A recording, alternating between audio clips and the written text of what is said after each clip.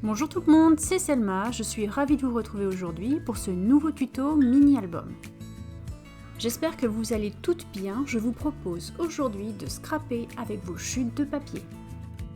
Comme moi, je suis certaine que vous en avez plein dans vos placards, alors c'est le moment de les sortir. Et personnellement, j'ai utilisé les chutes du dernier kit Selma Scrap. Sur les deux morceaux de papier de 11 sur 3 cm, j'ai tracé des repères tous les centimètres pour pouvoir plier ma charnière. Vous le savez si vous me suivez, je suis une adepte du plioir et du réglé. Donc je les réalise tout simplement en utilisant mes outils préférés.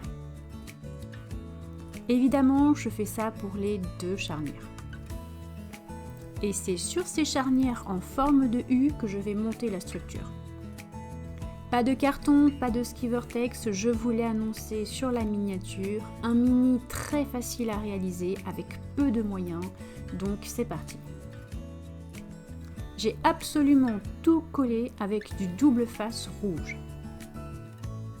Je viens d'assembler le dessus de la couverture et le dos du mini et maintenant j'assemble le dos du mini avec le retour de la couverture. Pour la deuxième charnière, je procède exactement de la même façon. Je colle le dos de la couverture du mini à l'intérieur de la charnière et le dessus à l'extérieur. Et voilà, la structure de l'album est terminée. Je prends quelques secondes pour vous montrer tous les articles que vous allez pouvoir trouver en boutique que j'ai utilisés pour ce mini. Évidemment, le précédent kit est toujours disponible. J'ai pris un peu d'avance, j'ai déjà tamponné tous les mots qui m'intéressaient sur la planche. Alors vous avez vu, je les ai presque tous tamponnés. Et pour former les étiquettes, j'ai simplement fait un trait au feutre noir tout autour. À l'intérieur de l'album, il y a un volet pour pouvoir mettre plusieurs photos 10-15 en format portrait et c'est la structure que je suis en train de réaliser. Comme tout à l'heure, je colle la charnière en U de la même façon avec mon papier. Et le deuxième morceau, c'est simplement ce qui symbolise la photo elle-même 10-15. Comme tout à l'heure, je colle au double face et j'essaie de bien centrer ma photo. J'ai choisi le double face rouge très fort car en fait, la structure étant en papier, je voulais être certaine que tout tienne bien. Mes petits embellissements sont déjà prêts, alors vous allez reconnaître les étiquettes Brin de douceur et les essentiels noirs. Je réalise ma petite mise en page et je colle. Je dois avouer que je suis complètement fan de ces petits die automne, je les trouve absolument adorables. J'utilise maintenant le tampon définition automne qui se trouvait dans le précédent kit pour réaliser un léger fond. Alors bien sûr, là je suis censée tamponner sur une photo et si vous voulez vraiment le faire à la maison, changez d'encre, utilisez la Stazone. Vraiment, je vous invite à tester le tamponnage sur les photos, je trouve que ça rend très bien. Et voilà, la première photo 10-15 est scrappée. Dans ce mini, il y a plusieurs cachettes et je commence par plier en deux une étiquette qui me servira de tirette. Au dos de la page que je viens de scraper, j'ai déjà positionné de la mousse 3D de 1 mm d'épaisseur et là j'ajuste bien ma mousse pour être certaine que ma photo soit bien placée.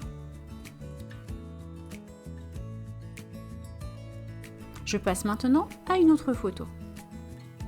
Comme d'habitude, tous mes petits éléments sont prêts et je fais ma petite mise en page. Dans ce mini, il y a deux cachettes et elles sont réalisées toutes les deux de la même façon. Je réalise maintenant la décoration de la couverture extérieure. Dans un papier imprimé, j'ai découpé un morceau de 10,5 sur 11,5 que j'ai maté avec un papier uni. Le petit morceau de ruban me servira à ouvrir l'album et je commence donc la décoration. Sur mon rond de papier uni que j'ai réalisé avec une perforatrice, je viens déposer un cercle de métal fin, plusieurs petites étiquettes et puis bien sûr les petits die. L'élément central est un des badges brun de douceur que vous allez pouvoir retrouver en boutique. Pour apporter une petite touche automnale supplémentaire à ce mini, j'ai décidé de positionner un petit gland en métal que j'ai acheté il y a bien longtemps sur un des salons, je crois que c'était Creativa de Rouen. Voilà, tous mes éléments sont disposés, je vais pouvoir les coller. Voilà, ce tuto est bientôt terminé, il me reste à vous laisser découvrir l'intégralité de ce mini. Comme d'habitude, si vous avez aimé la vidéo, n'oubliez pas le petit pouce vers le haut. Vous pouvez aussi actionner la cloche de notification afin de ne rien rater ou vous abonner à ma chaîne si ce n'est pas déjà fait.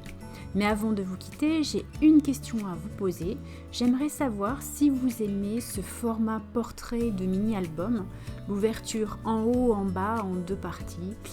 Alors j'ai hâte de savoir, de lire vos commentaires parce que je les lis tous vraiment. Je vous remercie d'être de plus en plus nombreuses à me suivre, je suis vraiment très touchée. Évidemment, je vous mets en description les liens directs des produits vers ma boutique. Je vous dis à très bientôt et bon scrap!